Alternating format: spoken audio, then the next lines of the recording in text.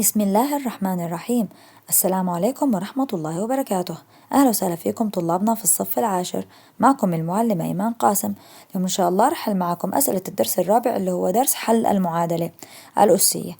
شو هي المعادلة الأسية؟ المعادلة الأسية عبارة عن طرفين بينهم إشارة يساوي عشان يسموها معادلة، واحد من الطرفين أو الطرفين الأسس فيهم عبارة عن معادلات أو فيها متغيرات.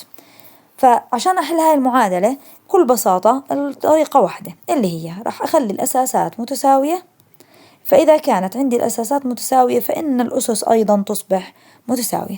يعني لما نحكي هون 2 تساوي 2 فإشي طبيعي هاي السبعة هون تساوي الإكس هون عشان يطلع معي المعادلة متساوية، لأنه اثنينات متساويات إذن الإكس تساوي 7.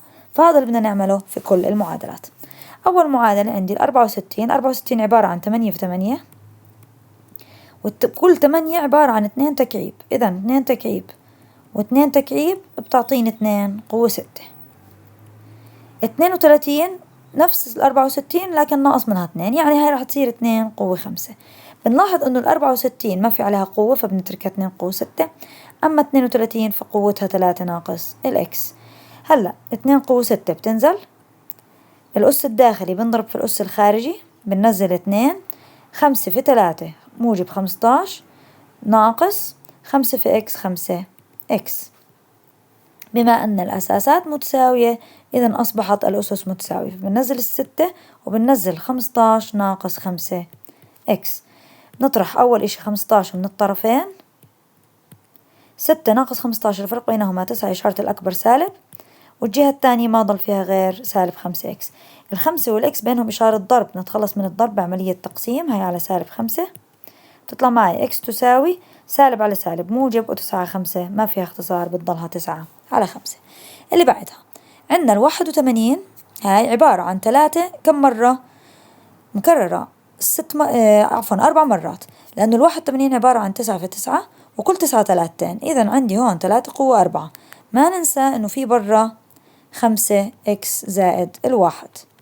27 عبارة عن 3 تكعيب لأنها 9 في 3، وما ننسى إنه في برا كمان 4 إكس ناقص 3. هلا الأس الداخلي بده ينضرب في الأس الخارجي، بتنزل 3، 4 في 5 إكس 20 إكس زائد 4 في 1 4 يساوي الطرف الثاني، هاي 3 نزلت، 3 في 4 إكس 12 إكس ناقص 3 في 3 9. أصبحت الأساسات متساوية إذا الأسس متساوية، بننزل معادلات، هي 20 إكس زائد 4 يساوي 12 إكس ناقص 9، بناخد إكس الصغيرة عند إكس الكبيرة بتصير ناقص 12 إكس، بتروح من هون 8 إكس زائد 4 يساوي سالب 9، بعدين نودي الأربعة على الجهة الثانية عشان نخلي الإكس لحالها بطرف، هي 8 إكس تساوي سالب 4 وناقص 9 بنجمع وتبقى الإشارة سالب، آخر خطوة بنقسم على 8 طلع معي إكس تساوي سالب 13 على 8 وما فيها اختصار. أما آخر مسألة هون اللي هي 128، 128 والاثنين على 2 هاي أساساتها اثنينات. هلا 128 ضعف 64 إذا كأنها 64 مضروبة في 2. طب قلنا 64 2 قوة 6، إذا 128 2 قوة 7. هاي كلها بدها تكون مرفوعة على إكس ناقص 5. أما الطرف الثاني فهاي كأنها 2 على جذر 2 اللي هي 2 قوة نص. البسط قوته 1، المقام قوته نص، رح نطرح هدول التنتين من بعض، فهاي رح تصير 2 قوة 1 ناقص نص يعني 2 قوة نص. أما هاي هاد بطرح الأسس طبعا، أما هاي فالسبعة رح تنضرب في الإكس، هاي 2 قوة 7 إكس ناقص 7 في 5 35. طيب هلا الأساسات متساوية إذا الأسس متساوية، فبنيجي بنحكي 7 إكس ناقص 35 يساوي نص، نودي 35 على الجهة الثانية بتضل عندي 7 إكس تساوي 35 ونص، أو بنوحد مقامات هيك ضرب 2 ضرب 2 هاي 70 زائد 1 71 على 2 اللي المقامات موحدة. آخر إشي بنقسم على 7، ولما هون نقسم على 7 بنحط 7 في المقام، بتضل عندي إكس تساوي 71 على 14. نفس الإشي. هاي 64 مرت معنا قبل شوي اللي هي كانت 2 قوة 6، هاي كلها راح ترتفع لقوة 7 إكس زائد الواحد. هلا هون البسط 2 قوة 1 خلوها. المقام اللي هي 16، ال16 عبارة عن 2 في 2 في 2 في 2، يعني 4 في 4 يعني 4 اتنينات، هاي 2 قوة 4. وما ننسى هيك إنه كلها راح تكون 4 إكس ناقص 3. لسه بدنا نفك هاي ونفك هاي. الستة بدها تنضرب في اللي برا، فراح تصير 2 قوة 42 إكس زائد 6 في 1 6. ضربنا الستة في السبعة وفي الواحد، هي يساوي 2 قوة 1 بتضلها. لسه بدنا نشتغل في المقام. الأربعة بدها تنضرب في الأربعة والثلاثة، فبتصير 2 قوة 16 إكس اللي هي 4 ب4 ناقص 4 في 3 12. هلأ عشان تصير عندي الأساسات متساوية لازم هاي أرفعها للبسط أو أنزلها إلى المقام وأنزل 2. فإحنا لا نرفعها إلى البسط وخلص. هاي لما نرفعها للبسط بتصير سالب 16 زائد 12 ونعكس الإشارات. هاي بضلها زي ما هي 2 قوة 42 إكس زائد 6. الطرف الثاني لما نرفع الاثنين فوق في عندي فوق 2 قوة 1 ورفعنا ال16 فصارت سالب 16 إكس، ورفعنا ال12 زائد 12 صارت زائد 12. هلا ضلت آخر خطوة عشان يصير الأساسات متساوية. 2 قوة 42 زائد 6 إكس طبعا يساوي 2 قوة. هون في عندي 1 زائد 12، ال12 موجبة والواحد موجبة بتصير 13، وال16 بتضلها سالب 16 إكس. صارت عندي هلأ الأساسات متساوية، إذا الأسس متساوية. بنكتب المعادلة اللي هي 42 إكس زائد 6 يساوي في الطرف الثاني 13 ناقص 16 إكس. أول خطوة بدي 16 إكس على الجهة الثانية، الصغير دايما خدوه عند الكبير أسهل. نجمع هون بطلع عندي 58 إكس زائد 6 يساوي 13. بعدين بنودي الستة على الجهة الثانية، هي ناقص 6 ناقص 6 بتصير عندي 58 إكس، هاي راحت يساوي 13 ناقص 6 7. آخر خطوة بنقسم على معامل إكس اللي هو 58، إذا إكس تساوي 7 على 58. المعادلة اللي بعدها يلا برضو في عندي هون 11 وجذر ال11. ال11 هاي لما نرفعها فوق بتصير 1 ناقص نص زي ما عملنا قبل شوي في 2. طيب هاي 11، ال11 في المقام قوتها نص، لما نرفعها فوق بتصير هون 1 ناقص هون نص، 1 ناقص نص يعني نص، هاد كله قوة 3 إكس زائد الواحد يساوي هاي زي ما هي 11 قوة إكس زائد 7. طيب هلا النص بدها تنضرب في اللي برا، فبتصير 11 قوة نص في 3 بتصير 3 على 2 إكس، نص في 1 بتصير 1 في نص نص، هاي يساوي 11 قوة إكس زائد 7. صارت عندي الأساسات متساوية، إذا باخد الأسس 3 على 2 إكس زائد نص يساوي إكس زائد 7. إكس الصغيرة عند إكس الكبيرة، هاي قوة هاي معاملها 1، هاي 3 على 2 يعني 1.5، إذا هاي الصغيرة هاي ناقص إكس، هاي ناقص إكس. 3 على 2 ناقص 1، لما نوحد المقامات بتصير 2 على 2.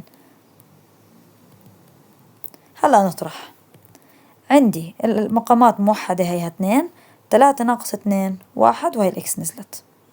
بنكمل زائد نص يساوي 7. هلا ننقل النص على الجهة الثانية بتصير نص إكس تساوي 7 ناقص نص 6.5، أو بنوحد مقامات هيك عشان نتخلص من هاي كويس. طيب هاي ضرب 2 ضرب 2 بتصير هون عندي 14 ناقص 1 يعني 13 على 2 في اتنينات موحدة بناخد منها 1. آخر خطوة بنضرب هون في 2 وهون في 2، بضل عندي إكس تساوي، بتروح 2 مع 2 بضل عندي إكس تساوي 13. اللي بعدها جذر 7، هون عندي جذر 28 إلها دخل بالسبعة. طيب خلينا شوي أول إشي خلي جذر 7 زي ما هي، لأنه هون الجهة الثانية هاي ما بنقدر نحللها يطلع معي 7 لحالها، فخلي جذر 7 هون وممكن نحولها كمان نص، يعني مش مشكلة، بس أنا بدي أعمل لكم الطريقة الأسهل. هاي زائد 5 تساوي 28 عبارة عن، لو بدنا نحللها، عبارة عن 2 14 على 2 7 على 7 1. هدول التنتين بدنا ناخد منهم وحدة برا، السبعة هاي بدها تضلها جوا الجذر، والمقام 2، وهذا كلياته بده يضل قوة 7 ناقص 2. هاي تحليل 28. هاي 2 مع 2 راحت، صار عندي الأساسات متساوية، هي جذر 7 جذر 7، إذا الأسس متساوية. فهلأ بنحكي 4 إكس زائد 5 يساوي 7 إكس ناقص 2. وعلى فكرة لو هاي حولناها 7 قوة نص وضربنا النص هون، وهاي برضو حولناها ل7 قوة نص وضربنا النص هون، رح يطلع معي هون نص وهون نص، بنشيلهم مع بعض، فبس يعني ما فرقت. طيب أول إشي بنودي إكس الصغيرة عند إكس الكبيرة، هي ناقص 7 إكس ناقص 7 إكس، هي 4 إكس. بضل عندي هون 5 يساوي 7 ناقص 4 3 إكس ناقص 2. نودي الاثنين على الجهة الثانية عشان نخلي الإكس لحالها. بضل عندي 5 زائد 2 7 يساوي 3 إكس، آخر خطوة على 3 بتطلع معنا إكس تساوي 7 على 3. هلا هون رح تطلع معي معادلة تربيعية، لأنه هاي في عنا إكس تربيع إكس تربيع. طيب أول إشي التسعة عبارة عن 3 تربيع، هي 3 تربيع وهي كلها هيك وإكس تربيع، ضرب 27 3 تكعيب، هي 3 تكعيب وهيك كلها قوة إكس تربيع.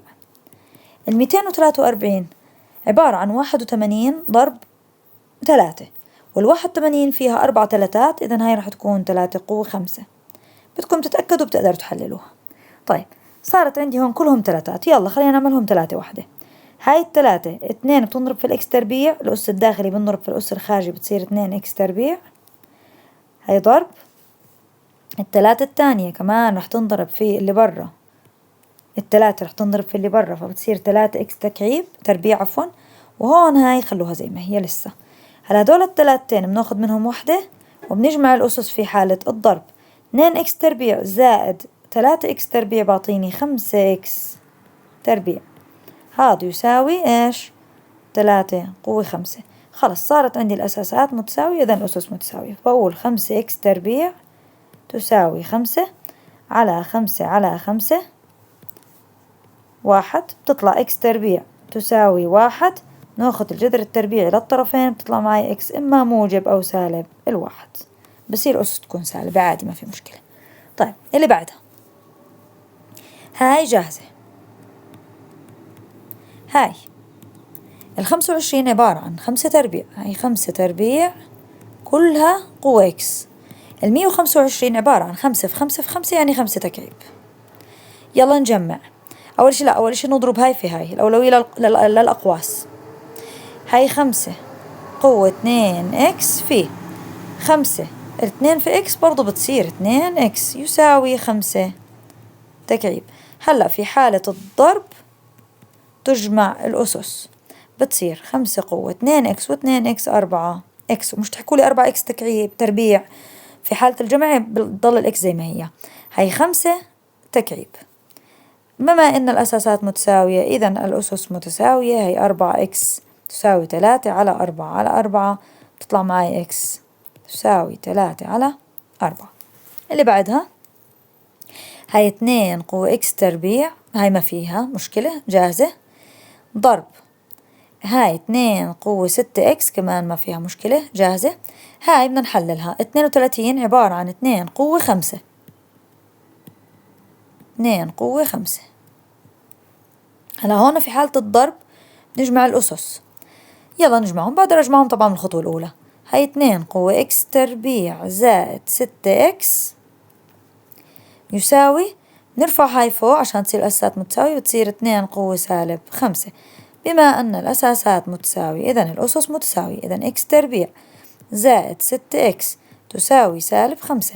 نجيب ال5 هون بتصير زائد 5، هي إكس تربيع زائد 6 إكس، هي زائد 5 وراحت عندي الإكس من هون، هاي ال5 من هون صارت 0.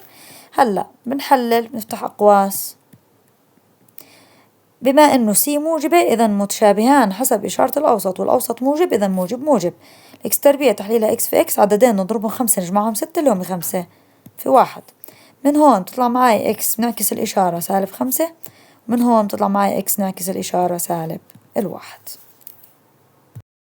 لما يجي يحكي لي عاشر أحل نظام مكون من معادلتين زي هيك، بدنا نشتغل نفس الشغل على كل معادلة، بس بالآخر بدل ما يطلع معي معادلة واحدة رح يطلع معي معادلتين فيهم إكس واي، وبنحلهم إما بطريقة الحذف أو طريقة التعويض أو أي طريقة إحنا بنشوفها مناسبة.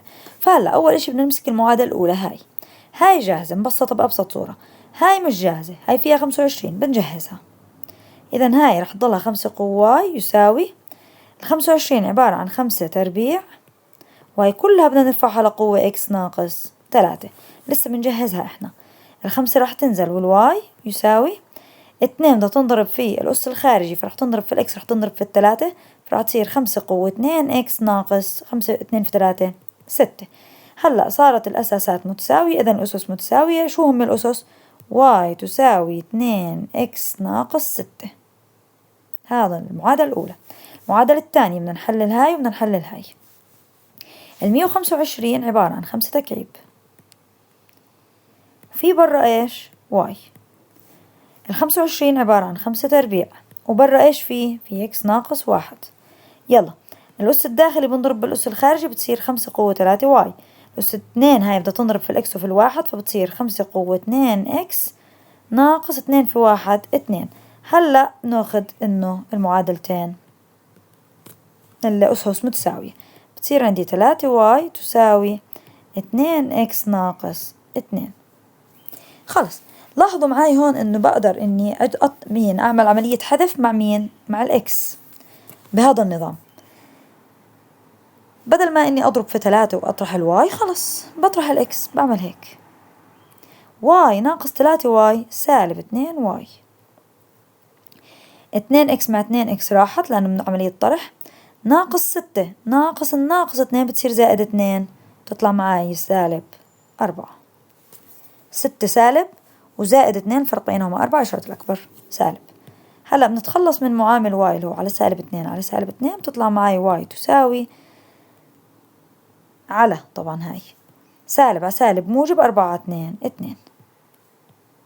هلا بناخد واي تساوي 2 بنحطها بوحدة من المعادلات. طبعا مش ترجعوا تعوضوها هون، لا خلص بنعوضها هون. نعوضها مثلا بالثانية. 3 ضرب واي يعني 3 ضرب 2 يعني 6 يساوي 2 إكس ناقص 2. ودي 2 على الجهة الثانية، تطلع معي 8 يساوي 2 إكس على 2 على 2، تطلع إكس تساوي 4. إذا الحلول عندي 4 و2.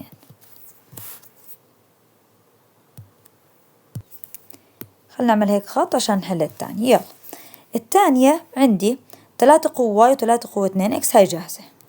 المعادلة هاي بدي أكتبها هون، واي تساوي 2 إكس زائد واي. هاي أساسات متساوية.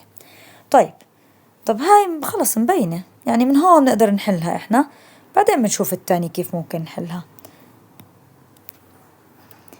بنشيل الواي هيك، ناقص واي ناقص واي بتصير 0 تساوي 2 إكس على 2 على 2، بتطلع إكس تساوي 0. هلا بناخد هاي الصفر بنعوضها في المعادلة الثانية. المعادلة الثانية برضو الأساسات متساوية، إذا على طول باخد الأسس اللي هي واي تساوي إكس زائد 3. بنعوض مكان الإكس 0، بتطلع واي 0 زائد 3 يعني 3. إذا الحل 0 إكس وواي 3. يلا اللي بعدها هون لا في تبسيطات. طيب عندي هون 5 إكس، 5 قوة 2 إكس بتنزل زي ما هي. 25 عبارة عن 5 تربيع وهيك كلها قوة واي، 125 هيك عبارة عن 5 تكعيب. خلنا نكمل هاي. 5 قوة 2 إكس بتنزل ضرب 5 2 في واي بتصير 5 قوة 2 واي تساوي 5 تكعيب. نجمع الأسس لأنه الأساسات متساوية، بنجمع الأسس عملية ضرب، بتصير 5 قوة 2 إكس زائد 2 واي تساوي 5 قوة 3. إذا المعادلة 2 إكس زائد 2 واي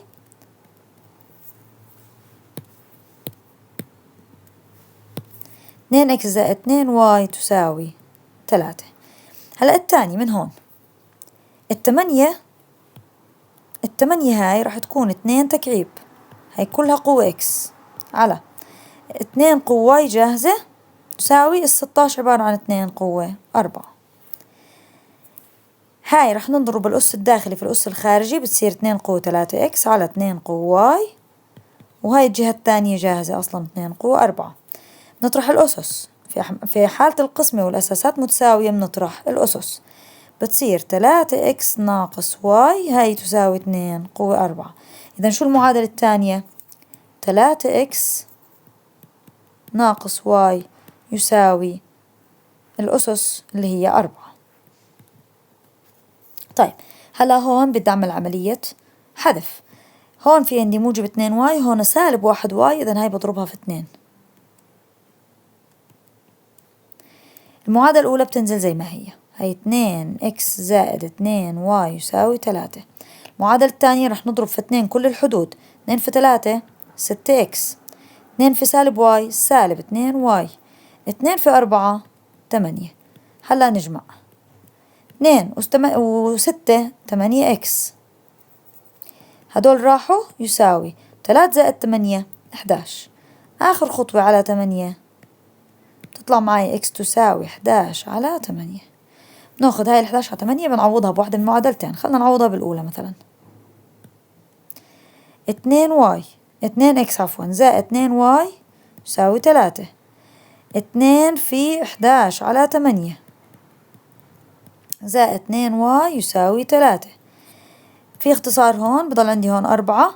11 على 4 زائد 2 واي يساوي 3. ننقل 11 على 4 ضل عندي 2 واي يساوي موحد مقامات في 4 في 4 بصير عندي 3 في 4 12 ناقص 11 1 على 4 على 2 على 2 تطلع واي تساوي 1 على 8. إذا الزوج المرتب إكس طلعت معنا 11 على 8 وواي 1 على 8. هلأ هون عندي 9 وال81 بدنا نخلي الأساسات متساوية، فما في مشكلة لو خلينا 9 زي ما هي، لأن 81 بقدر إني أخليها بدلالة 9، أو بحلل 9 وبحلل 81، وهاي الطريقة حتكون أصعب نتفة. فخلص خلينا نبلش في هاي 9 نخليها زي ما هي قوة 2 ناقص إكس. أما 81 فهي عبارة عن 9 تربيع، هاي كلها بدنا نخليها قوة 6 واي. الطرف هذا بنخليه زي ما هو 2 ناقص إكس، الطرف الثاني بنضرب 2 في 6 فبتصير عندي 9 قوتها 12 واي. من هون بتطلع معي المعادلة الأولى اللي هي 2 ناقص إكس يساوي 12 واي.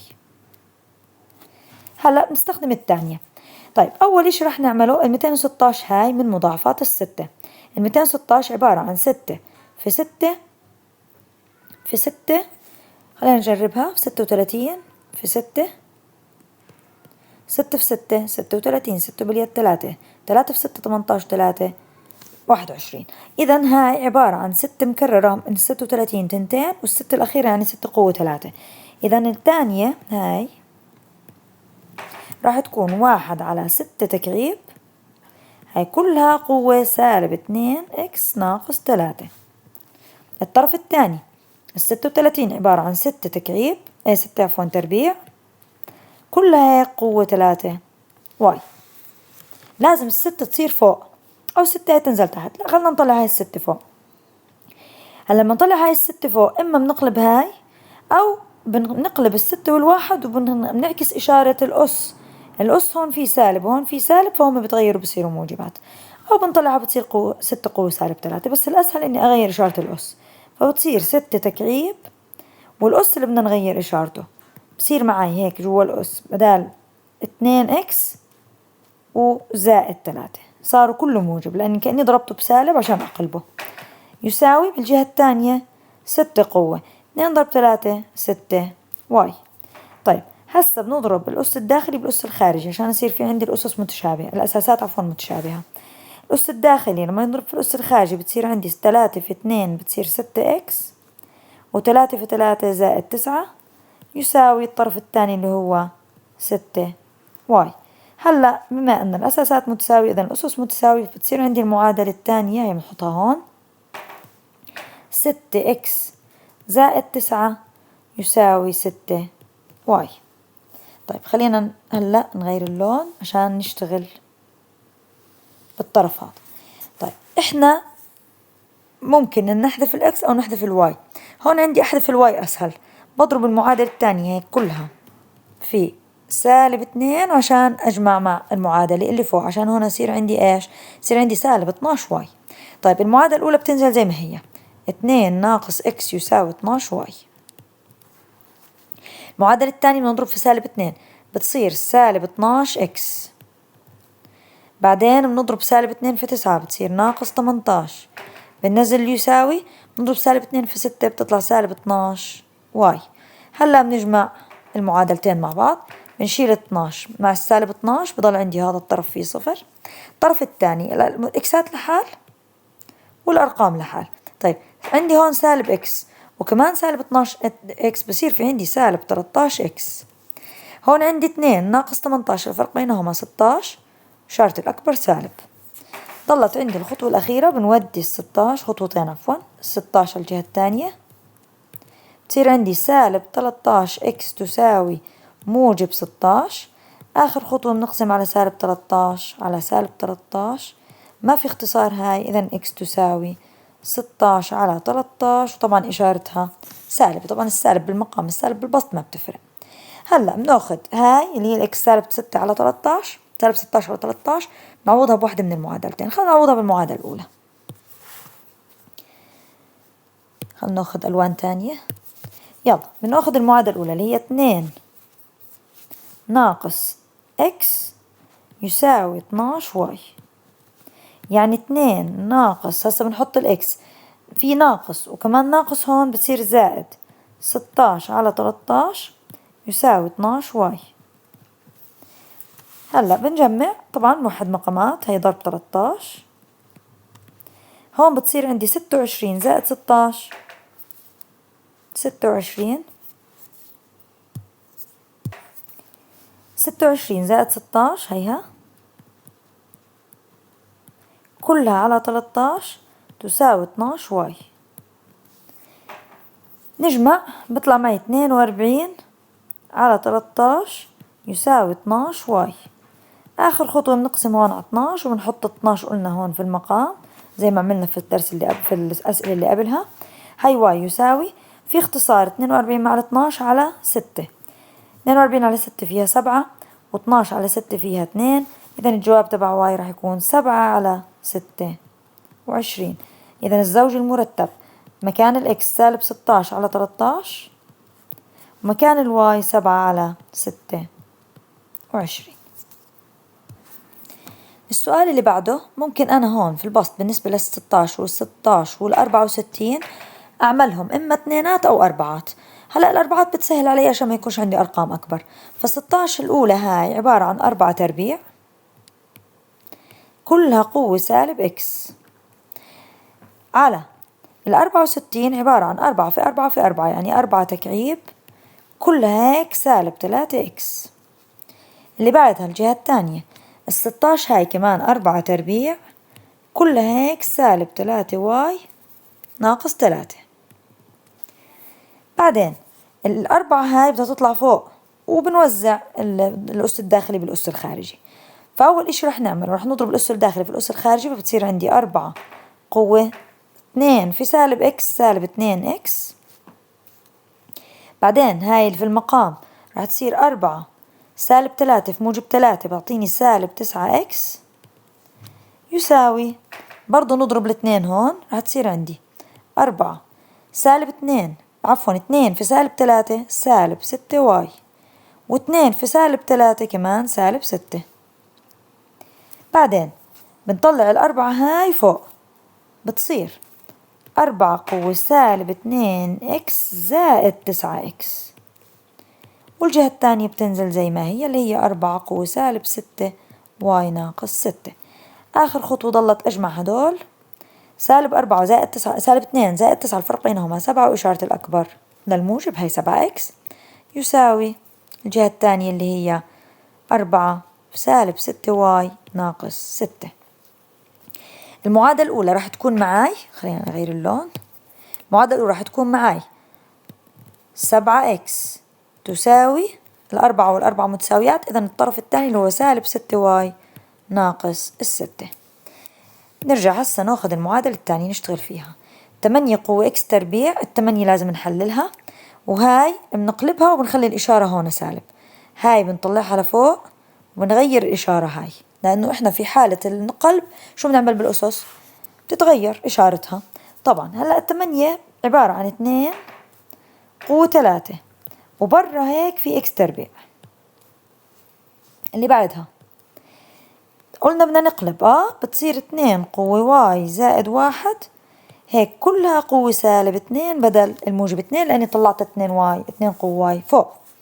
بعدين بنضرب الأس الداخلي بالأس الخارجي، بتصير 2 قوة 3 x تربيع يساوي، نضرب اللي جوا باللي برا بتصير 2 هي اللي بدنا نضربها في الواي، بتصير سالب 2y و2 في 1 سالب 2. إذا المعادلة الثانية صارت جاهزة خلص، اثنينات زي بعض. المعادلة الثانية 3x تربيع يساوي سالب 2y ناقص 2. هلا رح نضرب، هلا عشان أنا أتخلص عندي هاي المعادلة اللي فوق المعادلة اللي تحت، الستة من مضاعفات الاثنين، إذا هاي رح أضربها هالمرة في سالب 3. ليش ضربتها في سالب؟ عشان هاي تتحول لموجب والسالب يروح مع الموجب. يلا المعادلة الأولى رح تنزل زي ما هي، 7x يساوي سالب 6y ناقص 6. المعادلة الثانية بدنا ندخل عليها السالب 3 بتصير سالب 9x تربيع، بندخل عليها السالب 3 طبعا يساوي، بننزل السالب 3 هون بتصير معي موجب 6y، بندخل السالب 3 هون بتصير موجب 6. هلا نجمع المعادلتين، 7 x بتنزل زي ما هي زائد سالب 9x، إذا سالب 9x تربيع. هذا الطرف الموجب مع السالب راح، الموجب مع السالب راح، إذا ما ضلش عندي إشي هون، ضل عندي صفر. هلا باخذ عامل مشترك اللي هو، هاي معادلة عادية تربيعية باخذ منها عامل مشترك اللي هو الإكس، بفتح قوس. عندي لما أخذت الإكس بضل عندي 7 ناقص 9x، هذا كله يساوي صفر. هلا بناخذ إما الإكس تساوي صفر أو السبعة ناقص 9x تساوي صفر. بنودي 9x على الجهة الثانية بتصير موجبة، بعدين بنقسم على 9 بحل المعادلات بتطلع معي x تساوي 7 على 9. إذا إما x 7 على 9 أو x صفر. هلأ بنرجع لوحدة من المعادلتين هدول، هاي أو هاي، وبنعوض الإكس مرة صفر ومرة 7 على 9. أنا بدي أعوض بالمعادلة الأولى. يلا نغير اللون كمان مرة. المعادلة الأولى اللي هي 7x تساوي سالب 6y ناقص 6. نحط أول مرة مكان الإكس صفر. عندما إكس تساوي صفر بتصير 7 في صفر يعني صفر يساوي سالب 6y ناقص 6. ودي 6 على الجهة الثانية بتصير موجب، إذا سالب 6y تساوي 6. نقسم الطرفين على 6 على سالب 6 تطلع معي y تساوي 6 6 1 وموجب على سالب سالب. إذا النقطة الأولى x صفر y سالب 1. النقطة الثانية راح نعوض مكان x 7 على 9. هلا بنرجع للمعادلة، المعادلة اللي هي 7 في 7 على 9 مكان الإكس هاي حطيناها هون تساوي سالب 6y ناقص 6. 7 ضرب 7 49 على 9 يساوي سالب 6y ناقص 6. أول إشي بننقل 6 هي زائد 6 بتصير عندي سالب 6y هي جبتها على هذا الطرف يساوي، هون بنوحد مقامات في 9 في 9، 6 في 9 54، لما بتصير عندي 54 زائد 49 هي كلها على 9. بعدين بنقسم السالب 6 هون وبنحطها هون في المقام، إذا آخر إشي y تساوي، يلا نجمع 4 زائد 9 13، 3 باليد 1، 5 و5 10 على 6 في 9 54، وما ننسى إنه هون الإشارة راح تكون سالب. إذا الزوج المرتب عندي راح يكون 7 على 9 مع سالب 103 على 54.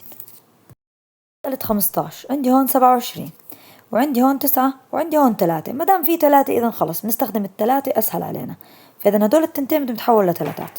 أول وحدة 1 على 27 بتصير 1 على 3 تكعيب، 9 بتصير 3 تربيع، وما ننسى إنه في برا 2 ناقص n. هاي ال3 أصلا مبسطة فخلص بنتركها m تربيع ناقص 2. الخطوة اللي بعدها بنرفع ال3 هاي فوق، بتصير 3 قوة سالب 3 ضرب 3 تربيع، التربيع بدها تنضرب في 2 بدها تنضرب في الN، بتصير عندي 3 قوة 4 ناقص 2 في N 2N، هذا يساوي 3 M تربيع ناقص 2. الخطوة اللي بعدها إشارة الضرب بحول لي الأسس إلى جمع، ناخد 3 وحدة يصير عندي سالب 3 زائد 4 ناقص 2N، هذا كله يساوي 3 قوة M تربيع ناقص 2. هلأ بنجمع الأرقام مع بعض والاتنين n بتضلها زي ما هي سالب 2 n خليتها زي ما هي، سالب 3 زائد 4 موجب 1، والطرف الثاني اللي هي 3 يساوي m تربيع ناقص 2. هلأ الأساسات متساوية إذا الأسس متساوية، نغير اللون، رح ناخد عندي، خلنا نكبر هذا اللون شوي، رح ناخد عندي اللي هي سالب 2 n زائد 1 رح تساوي معاي m تربيع ناقص 2، وهاي هي المعادلة الأولى. نشتغل هلا في المعادلة الثانية. 2 قوة m تربيع هاي جاهزة، بنجمع الأسس على طول. 64 عبارة عن 4 في 4 في 4، كل 4 2تين، إذا 2 قوة 6. إذا هون رح يكون عندي 2 قوة m تربيع زائد n، الطرف الثاني رح تكون 2 قوة 6 على طول، هاي تساوي هاي، فالمعادلة الثانية رح تكون m تربيع زائد n هاي تساوي 6. هلا بنودي الام تربيع على الجهة الثانية عشان تصير زيها زي الام اللي فوقها في جهة اليمين، ونحذفهم مع بعض، هي ناقص ام تربيع هي ناقص ام تربيع. المعادلة الأولى بتنزل زي ما هي، سالب 2 n زائد 1 m تربيع ناقص 2. المعادلة الثانية رح ينزل في هذا الطرف n، والطرف الثاني رح ينزل فيه 6 ناقص m. خلينا نرتبها، بنجيب السالب m تربيع بالأول والستة ما هي موجبة بتروح بالآخر. هلا بنعمل عملية جمع للمعادلتين، بتروح هاي مع هاي، بضل عندي سالب 2 زائد n الفرق بينهما 1 وإشارة الأكبر سالب، إذا سالب n بننزل 1 يساوي الطرف الثاني سالب 2 زائد 6 الفرق بينهما 4 وإشارة الأكبر موجب، إذا 4. هلا بودي الواحد على الجهة الثانية، بتطلع معي سالب n تساوي موجب 3، آخر خطوة بنقسم على سالب 1 بتطلع n سالب 3. هلا بناخد n هاي بنعوضها بوحدة من المعادلتين عشان نطلع قيمة الm. خلينا نعوضها في المعادلة هاي اللي هي m تربيع، خلينا نغير اللون زي ما تعلمنا، رح ناخد الm تربيع زائد n تساوي 6 اللي هي هاي. خلينا نكبر الخط شوي بس. طيب هلا بدنا نحط مكان الn سالب 3، إذا m تربيع زائد سالب 3 يساوي 6، نودي 3 على الجهة الثانية، m تربيع تساوي 6 زائد 3 9، ناخد الجذر التربيعي على الطرفين بتطلع معي m تساوي إما موجب أو سالب 3.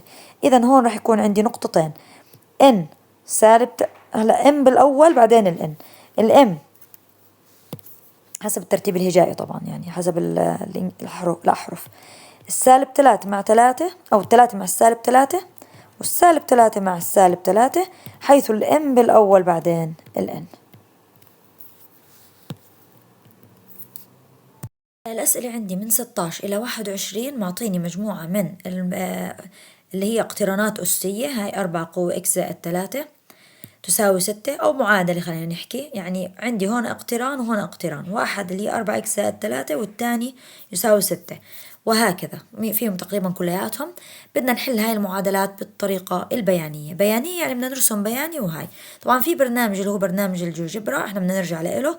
بدنا نعين اللي هي 4 قوة x زائد 3 على البرنامج، وبعدين نشوف متى بتتقاطع مع اللي مدام يساوي 6، إذا متى تتقاطع مع ال6، وهكذا في كل المسائل. خلينا نشوف بالبرنامج كيف ممكن نحلها. هاي البرنامج عنا، طبعا هون في عنا لوحة، في عنا هاي، هون في عنا اكس وواي، في عندي أسس، في عندي كسور، في عندي هون أرقام، وهون عندي الرسم البياني.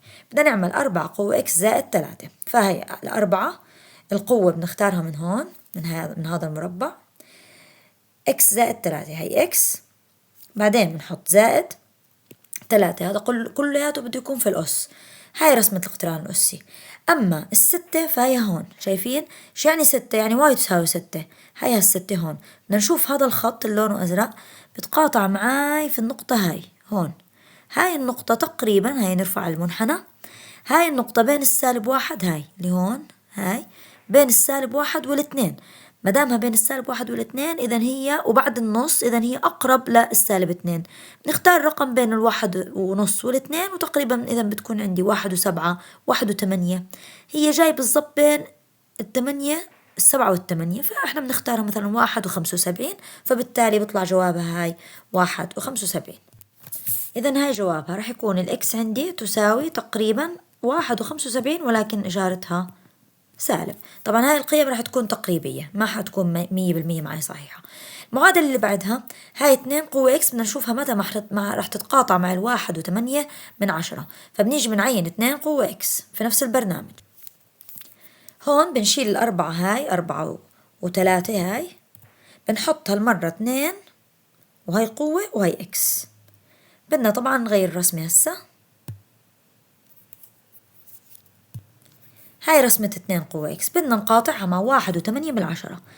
هاي 1 وهي 2، 8 تقريبا بتيجي هون، يعني النقطة هاي النقطة لو ننزل لتحت بنلاقيها هي قبل 1 بشوية، يعني ممكن تكون 9، ممكن تكون 8. إذا الإكس ممكن تكون إما 8 أو 9، أو بنحطها 85%.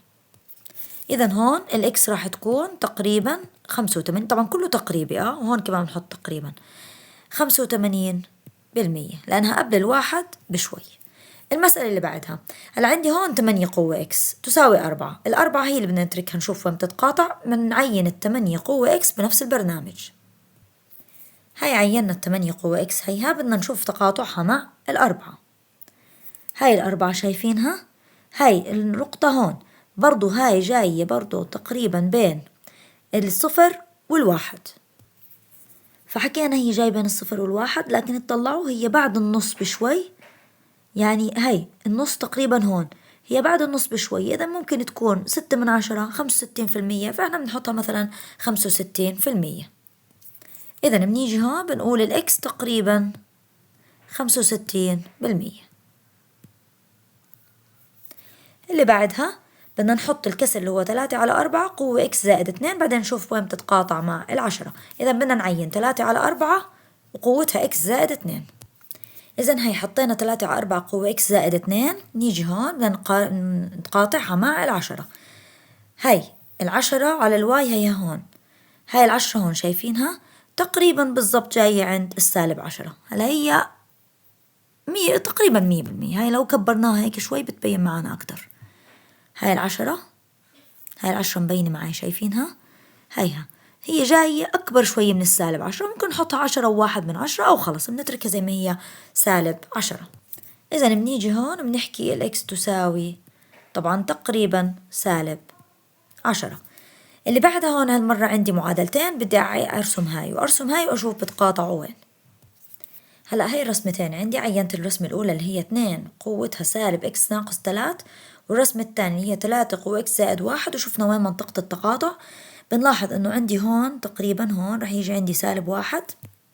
هاي لو كبرناها الرقم جاي بين -1 وال-2، لكن هي أقرب -2. إذا هي تعدت 1.5، وتعدت 1.5، مش بس تعدت النص، تعدت كمان بعد النص. إذا أنا مش قريبة، أنا قريبة بين 1.7 وال1.8. هون أنا قريبة بين 1.7 و1.8، تقريبا ممكن أحطها 1.75، ولكن الإشارة بدها تكون سالبة. إذا هون راح تكون معي الإكس تساوي تقريبا -1.75. آخر مسألة هي عندي بدنا نعين 5 قوة إكس ونعين -4 قوة إكس زائد 4 برضو في المستوى البياني. آخر مسألة عندي بيانية، هون عنا 5 قوة إكس وهون عنا -4 قوة إكس زائد 4. بنروح هسا على الجبرا البرنامج اللي حكيت لكم عنه وبنحط المعادلتين هدول. هي حطينا المعادلتين، هي 5 قوة إكس وهي -4 قوة إكس زائد 4. بنلاحظ إنه الخط الأحمر والخط الأزرق طلعوا بيقتربوا من بعض، شوفوا كيف بيقتربوا من بعض هيهم، لكن هم مش راح يتلامسوا نهائيا. طلعوا كل ما نكبر الصورة شوي طلعوا الخط الأزرق بضل بعيد شوي عن الخط الأحمر، كل ما نكبر الصورة كمان بضل الخط الأزرق بعيد عن الخط الأحمر. هم بيقتربوا من بعض ولكن ما في بينهم نقطة تقاطع، إذن هون لا يوجد عندي حل، فبرجع هلا هناك وبكتب لا يوجد حل. هاي بنيجي هون ونكتب هون عندي لا يوجد حل، لأنه هدول معادلتين اقتربوا من بعض ولكن ما لمسوا بعض تماما 100%. الكلامية في عندي تستعمل المعادلة y تساوي 2 قوة x زائد 2 حساب مقاس ورقة y، هاي الورقة بعد تكبيرها بنسبة 100% وx عدد مرات التكبير. السؤال بيحكي كم مرة أنا لازم أكبر الصورة عشان يصبح مقاسها اللي هي هاي الواي، يصبح مقاس الصورة 32 ضعف المقاس الأصلي. يعني نشيل الواي هاي نحط مكانها 32 ونحكي شو لازم نحط مكان الإكس هاي اللي فوق بحيث يصير عندي مقاس الصورة 32 ضعف حجمها الأصلي أو مقاسها الأصلي. 32 عبارة عن 2 قوة 5 تساوي 2 قوة إكس زائد 2. ما دام الأساسات متساوية إذا الأسس متساوية، فبقول 5 تساوي إكس زائد 2، بطرح 2 من الطرفين تطلع معي إكس تساوي 3. إذا أنا لازم أكبرها كم مرة؟ 3 مرات. مسألة 23 هي مسألة كلامية بتحكي يمثل مقدار 3 قوة t ناقص 2 عدد الخلايا في تجربة بعد مرور t من الساعات. السؤال ما الزمن يعني كم قيمة t، هيك معناه السؤال، ليصبح عدد الخلايا يعني هذا الجواب 2187. يعني بدي 3 قوة t ناقص 2 تساوي 2187. بكل بساطة بدنا نحلل هذا الرقم نشوف كم 3 في جواته عشان أعمل الطرفين متساويات. فبناخد 2187 هذا الرقم بقسم على 3 لأنه مجموع منازل 18 بقسم على 3 على 3 21 فيها 7 8 فيها 2 بزيد 1 بنحطه هون بزيد 2 عفوا بنحطه هون 27 خلينا نمحيها هاي هون 187. 8 قلنا فيها 2 بزيد 2 بنحط صغير هون 27 فيها 9 كمان مرة على 3 7 فيها 2 بزيد 1 12 فيها 4 9 فيها 3 على 3 كمان مرة 24 فيها 8 3 فيها 1. هلا 81 فيها 4 تلاتات، هي على 3 فيها 27 على 3 فيها 9 على 3 فيها 3 على 3 فيها 1. إذا كم 3 عندي هون؟ 1 2 3 4 5 6 7. إذا هون راح نخلي الطرف هذا زي ما هو، الطرف الثاني راح يكون 3 قوة 7. بما أن الأساسات متساوية إذا الأسس متساوية، فباجي بحكي t ناقص 2 تساوي 7، بودي 2 على الجهة الثانية تطلع معي t تساوي 9. إذا أنا لازم مر عندي 9 ساعات عشان يوصل عدد الخلايا ل 2187. في عندي هون مجسم، هذا المجسم عبارة عن خلينا نحكي مثلا إنه متوازي مستطيلات لكن مشول منه جزء بسيط هون، فممكن أنا أحسب حجم متوازي المستطيلات هذا كامل وأشيل منه الجزء هذا، أو أقسم هذا الشكل إلى 3 متوازيات، هاي 1 وهون عندي 2 وهون عندي هذا من الخط هذا هيك 3.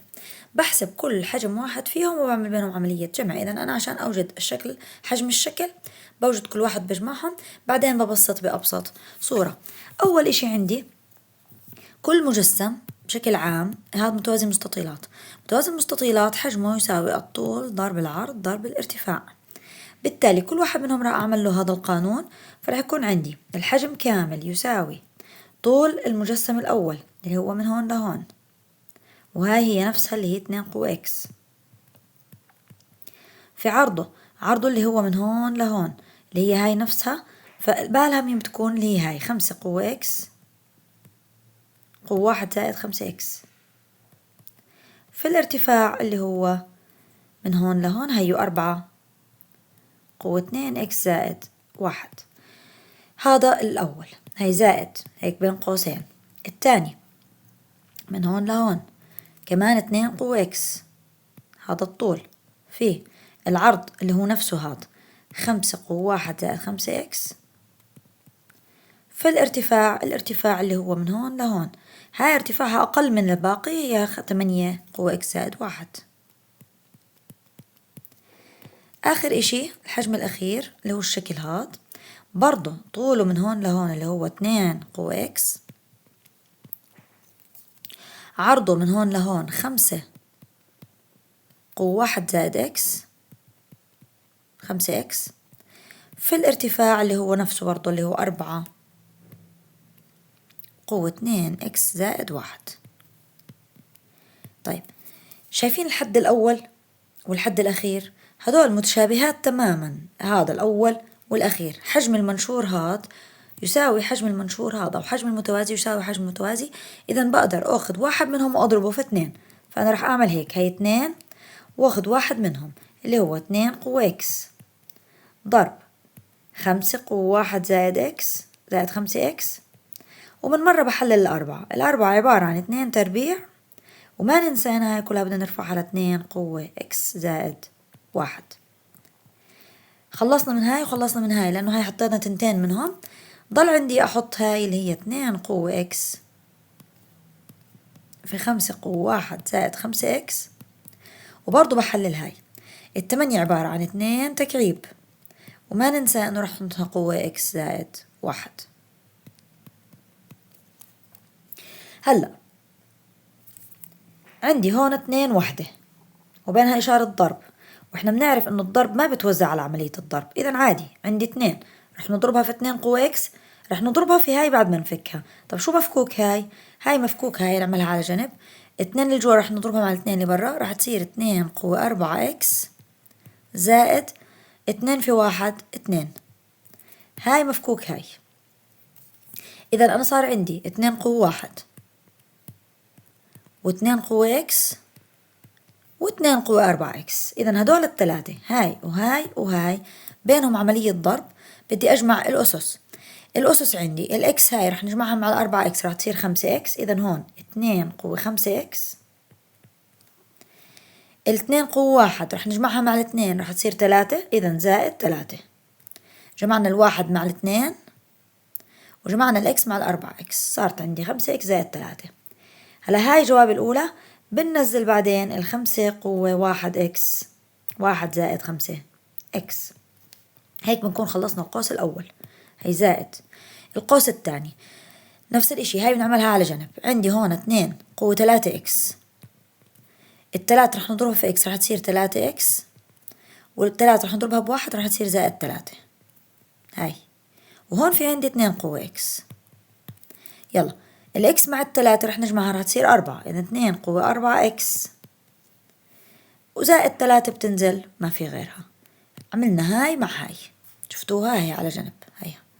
بعدين بننزل 5 قوة 1 زائد 5 إكس، خلص هيك صارت عندي مبسطة. آخر إشي ضل علي بس إنه إذا في عوامل مشتركة أطلعها برا، أكيد في عندي عوامل مشتركة، في عندي هاي ناخدها برا، هي 5 قوة 1 زائد 5 إكس لأنه بده إياها بأبسط صورة، وفي عندي عوامل مشتركة اللي هي شو، في عندي هون 2 قوة 5 إكس وهون عندي 2 قوة 4 إكس. بناخد إحنا دائما لما بناخد عامل مشترك بناخد الأس الأصغر، مين الأصغر الأربعة ولا الخمسة؟ الأربعة أصغر، إذا رح ناخد هاي الأربعة، هيها 2 قوة 4 إكس، كمان مين أصغر عندي التلاتة والتلاتة زي بعض، إذا بناخد منهم واحدة. هلا بفتح قوس، من القوس الأول أو من الحد الأول هاد إحنا أخدنا من الخمسة أخدنا 4. إذا شو بضل عندي؟ بضل عندي إكس وحدة، هاي بنحط 2 وقوتها إكس وحدة. 3 أخدناها، 2 5 هاي أخدناها. إذا أنا أخدت كل هاد، خلاص مضلش منه غير 2 قوة إكس وحدة، زائد هاي 2 قوة 4 إكس زائد 3 أخدتها كلها. إذا هون مضلش إشي، وأخدت هاي كلها، إذا هون مضلش إشي، إذا هاد كله مضلش إشي، فإذا زائد الواحد، لأن أي إشي بناخده عامل مشترك بيطلع معانا مكانه واحد. هيك صارت عندي بأبسط صورة، هدول التنتين ما بنضربوا، هدول التنتين ما بنجمعوا، هيك بكون المسألة عندي خلصت وكتبنا الحل بأبسط صورة. عندي هون معادلة اللي هي 2 زائد 2 قوة إكس يساوي 1، وطالب مني إني بقدر أحل هاي المعادلة ولا لا. طبعا إحنا عشان نحل المعادلة دايما إيش بدنا نقول الأرقام على جهة ونخلي المتغير لحاله في جهة وبنحل. هلا شوف، عندي طريقتين للحل. بقول هل في عندي عدد اللي هو الاثنين أجمعه مع الاثنين قوة إكس. 2 قوة إكس، الإكس هاي ممكن تكون أعداد موجب، ممكن تكون أعداد سالبة، لكن أي عدد موجب برفعه لقوة ممكن إنها تتغير معاي القيمة تصير يعني مثلا سالبة، مستحيل. إذا هذا العدد دائما موجب، وهذا العدد كمان الاثنين لما نرفعها لقوة، سواء إذا رفعناها لقوة 0 بيطلع الجواب 1، إذا رفعناها لقوة 1 بيطلع موجب 2، رفعناها لقوة 2 بيطلع موجب 4، رفعناها لقوة -1 بيطلع موجب نص، رفعناها لقوة -2 بيطلع موجب ربع. يعني في كل الأحوال هاي دايما موجبة. فأنا إذا بدي أجمع 2 موجب أزيد عليها كمان قيمة تانية موجبة، مستحيل يكون معي الجواب أقل من 2، لازم يكون الجواب أكبر من 2 عشان يطلع معي الجواب 1. إذا هذا طريقة، أو طريقة تانية إني أحل هاي المعادلة. هاي يعني لو بدنا نكتبها رياضيات مش حكي بنحلها هيك، نودي الاثنين على الجهة التانية، بتصير معي 2 قوة إكس تساوي 1 ناقص 2 -1. وهلأ حكينا إنه هاي المعادلة اللي هي الأسية هاي مستحيل دائما هي أكبر من 1، 2 قوة إكس أكبر من 1، وحكينا السبب، قلنا لأن إذا كانت إكس موجبة بيطلع الجواب 2 وأكبر، أو 1 وأكبر، بيكون 2 قوة إكس أكبر من 1، اللي هي هاي اللي أعطيتكم إياها. وإذا كانت إكس 0 بيطلع الجواب بالضبط يساوي 1. وإذا كانت إكس سالبة أصغر من 0 يعني سالب، بيكون معي جواب نص، ربع، تمن، وهكذا. إذا 2 إكس راح تكون محصورة ما بين 1 و0، يعني في كل الأحوال هذا الرقم موجب. طب أنا كيف بدها تطلع معي 2 قوتها -1 وهي دايما الاثنين موجبة، مش أكبر من 1 أكبر من 0، دايما الاثنين موجبة، إذا مستحيل تكون -1، وبالتالي هذا هو التبرير. المعادلة هلأ اللي قدامي لما تطلعوا عليها بتحسوا إنها صعبة، لكن هي سهلة. خطوة واحدة بتخليني أنتبه على الحل. أول إشي الإكس قوة نص قوتها موجبة بنزلها زي ما هي، زائد 3 هيها. الإكس قوتها سالبة بنزلها تحت، بتصير إكس قوة سالب نص، عفوا بتصير موجب نص، يساوي إيش؟ 4. خلص صار في عندي إشي مع كسر، عشان أعرف أجمعهم لازم أوحد المقامات. عادي بدنا نمشي بخطوات طبيعية، بنحط هون 1 ونضرب في إكس قوة نص، وبنضرب البسط في إكس قوة نص، لازم نضرب بسط ومقام، نص ونص بنجمعهم بصير 1. إذا هون إكس زائد قوة 1 طبعا زائد 3، هاي كلها على مقام اللي هو موحد اللي هو إكس قوة نص، صار عندي هون نص ونص باخد منهم 1، هذا يساوي إيش؟ يساوي 4. بعدين الخطوة اللي وراها صار عندي كسر، بضرب تبادلي، هاي بنعرف هالمعلومة، بتصير عندي إكس زائد 3 في مضروبة في 1 تساوي 4 مضروبة في إكس قوة نص. طب إحنا ما بنعرف نحل معادلات فيها نصاص فيها نص هاي، فبربع الطرفين عشان أتخلص من هذا النص، عشان أشيل النص مع الاثنين بروح، أو بيكون جذر بشيل التربيع مع الجذر، وهو بنربع الطرف هذا. تربيع هاي الأول تربيع زائد الأخير تربيع، في النص 2 في الأول في الثاني، 2 في 3 في 6 يعني 6 إكس. هذا يساوي الطرف الثاني، الاثنين بدها تتوزع على 4 وعلى الإكس، 4 بتصير 16 والإكس قوة نص بتصير إكس وحدة بس عشان 2 بتروح مع الاثنين. بعدين صارت معادلة عادية تربيعية، بنقل 16 الجهة الثانية، هي ناقص 16 إكس، وهون ضل عندي 0. إذا بننزل إكس تربيع 6 ناقص 16 الفرق بينهما 10، إشارة الأكبر سالب، إكس زائد 9 يساوي 0. بعدين بفتح قوسين عادي، معادلة تربيعية بحللها، ثلاثية حدود. الحد الأخير موجب، إذا متشابهان حسب إشارة الأوسط، إذا سالب سالب، الإكس تربيع إكس في إكس، وعددين بنضربهم 9 نجمعهم 10 اللي هم 9 و1. من هاي بتطلع إكس موجب 9، ومن هاي بتطلع إكس موجب 1، وهيك بكون خلص الحل. وصلنا يا عاشر لآخر سؤال، وهو سؤال تحدي. بدنا نحل نظام المعادلات. بدنا ننتبه إنه النظام هالمرة عندي في بينهم إشارة زائد، والأساسات خلينا نحكي مش متشابهة، يعني الاثنين والثلاثة ما لهم دخل بالعشرة، الاثنين والثلاثة ما لهم دخل بال29. طيب كيف بدي أحل هذا النظام؟ أنا عشان أقدر أحل نظام لازم يكون في عندي الأشياء الموجودة قدامي أشياء بقدر إني أتعامل معاها. أنا ما عرفت إني أعمل عمليات حذف وتعويض بأسس، بأشياء فيها أسس. إذا بالتالي مشان أنا أتخلص من الأسس بعمل إيش؟ فروض من عندي. باجي بفرض مثلا إنه M تساوي 2 قوة إكس، وبفرض إنه N تساوي 3 قوة واي، وباجي بحط مكان الاثنين قوة إكس M ومكان الثلاثة قوة واي N. المعادلة الأولى شو بتصير؟ بتصير 2 قوة إكس قلنا بدنا نحط مكانها M، زائد المعادلة هاي 3 قوة واي بدنا نحط مكانها N يساوي 10. هاي المعادلة الأولى. المعادلة الثانية، طيب ننتبه على هاي شوي. هلا هاي 2 قوة إكس زائد 1، مش إكس زائد 1 عملية الجمع بتيجي من عملية ضرب، إذا أنا بقدر أعملها 2 قوة إكس في 2 قوة 1، عشان هاي قوة 1، عشان لما يكون في عندي هون عملية ضرب أجمع الإكس مع الواحد ترجع معي إكس زائد 1.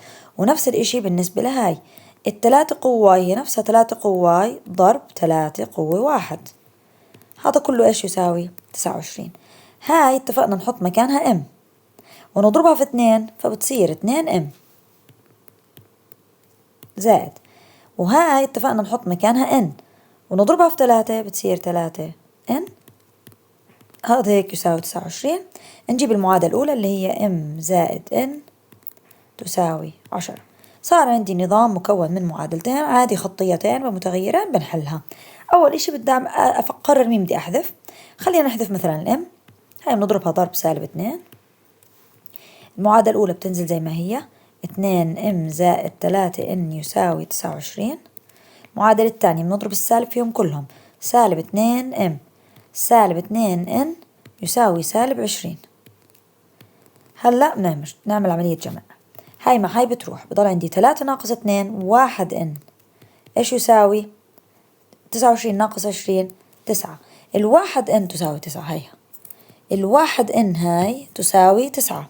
إذا باجي بكتب هون اللي هي 3 قوة تساوي 9. طب متى يعني 3 تربيع تساوي 3 قوة، إذا على طول بحكي الواي تساوي 2. الثانية ناخذ التسعة هاي نعوضها بواحدة من المعادلتين، خلينا نعوضها هون اللي هي هاي M زائد N يساوي 10. منها مش M زائد N يساوي 10، إذا الN طلعت معي، هاي الN طلعت معي 9، M زائد 9 يساوي 10، ودي التسعة على الجهة الثانية طلع معنا الM تساوي 1. باجي هون الM هاي تساوي 1. متى 2 قوة إكس تساوي 1؟ شو القيمة اللي نحطها مكان إكس عشان يطلع الجواب 1؟ الصفر. إذا إكس تساوي 0. إذا الحلول عندي راح تكون 0 مع 2. وهيك بنكون خلصنا حل هاي المعادلة، وكمان خلصنا حل أسئلة الدرس. شكرا لمتابعتكم، والسلام عليكم ورحمة الله وبركاته.